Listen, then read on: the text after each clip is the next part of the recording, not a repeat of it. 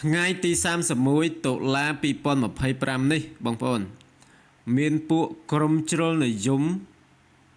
របស់ថៃមួយក្រុមតូចបាទមានគ្នាត្រឹមតែប្រហែលជា200នាក់ទេដែលដឹកនាំដោយ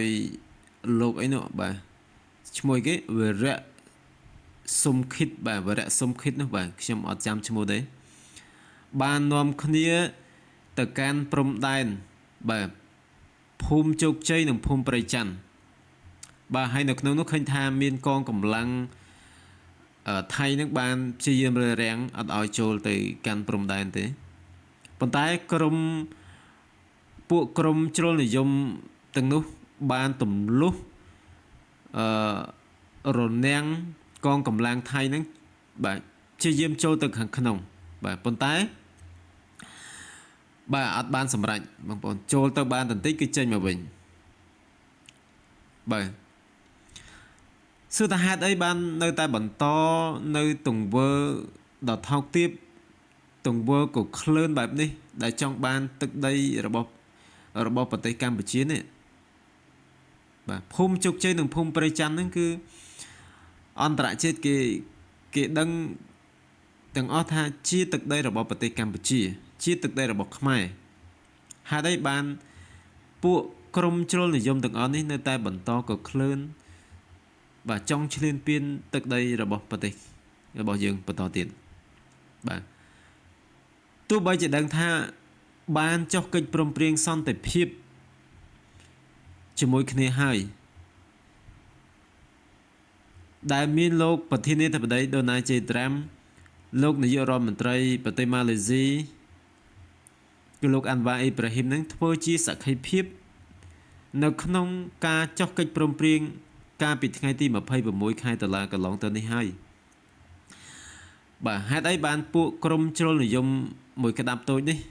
នៅតែបន្តសកម្មភាពដ៏ថោកទាបសកម្មភាពដ៏កក្លឿនបែបនេះនៅបន្តទៀតបងប្អូនបាទអានេះសបញ្ជាក់ឲ្យឃើញពីសន្តានចរិតដ៏ថោកទាបរបស់ក្រុមជ្រុលនិយមថៃមួយក្តាប់តូចនេះបាទក្រុមនេះគឺបើតាមខ្ញុំដឹងមកគឺជាពួកអាវលឿងបងប្អូនពួកអាវលឿងដែលជាក្រុមប្រឆាំងបាទជាក្រុមប្រឆាំងចង់បានទឹកដីបាទចង់បានទឹកដីខ្មែរយើងហ្នឹងគឺខ្លាំងមែនទែនបាទហើយអត់មានគោរពកិច្ចព្រមព្រៀងអត់មានគោរពច្បាប់អន្តរជាតិទេបាទឬក៏ចង់ឲ្យប្រទេសខ្លួនឯងហ្នឹងចង់ឲ្យប្រទេសថៃហ្នឹងស្គាល់រសជាតិភ្លក់រសជាតិB2 Spirit របស់អាមេរិកទាំងដឹងថានាយករដ្ឋមន្ត្រីខ្លួនហ្នឹងបានទៅចុះកិច្ចព្រមព្រៀងហើយចុះហត្ថលេខារួចរាល់ហើយហេតុអីបន្តសកម្មភាពបែបនេះដដែលនេះគឺជាទង្វើដ៏ថោកទាបមែនទែនដែលអន្តរជាតិគេស្អប់ខ្ពើមបងប្អូនបាទគេស្អប់ខ្ពើមមែនទែនហើយស្ដាប់វីដេអូគាត់និយាយបាទស្ដាប់វីដេអូគាត់និយាយសិតតែចោតមកខាងកម្ពុជាយើងថាទាហានខ្មែររងចាំអីគេនៅខាងមុខបើហ៊ានទៅគឺគេនឹងសម្លាប់គេនឹងអីណាទាហានខ្មែរយើងគាត់មិនមែនប្រៃផ្សាយដោយខាងអស់លោកដោយខាងទាហានអស់លោកទេបាទទាហានខ្មែរគេស្ដាប់ថ្នាក់ដឹកនាំមិនអោយធ្វើសកម្មភាពគឺទាហានខ្មែរអត់ហ៊ានធ្វើទេបាទគឺរងចាំតែបទបញ្ជាទេបាទអញ្ចឹងបងប្អូនដែលបានទស្សនាវីដេអូដែលខ្ញុំបានផុសនេះបាទបងប្អូនកុំភ្លេចជួយ share បាទ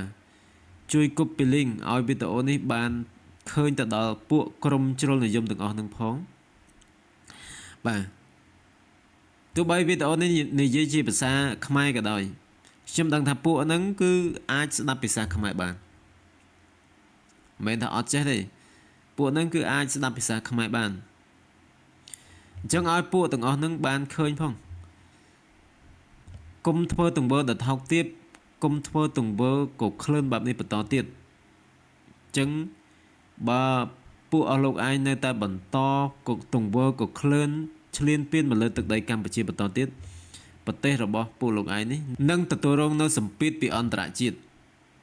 ហើយអាចនឹងត្រូវរបស់អាមេរិកទៀតអាចបានភ្លក់រសជាតិ B2 Spirit របស់អាមេរិកទៀតបាទសូមផ្ដាំតែប៉ុណ្្នឹងទេ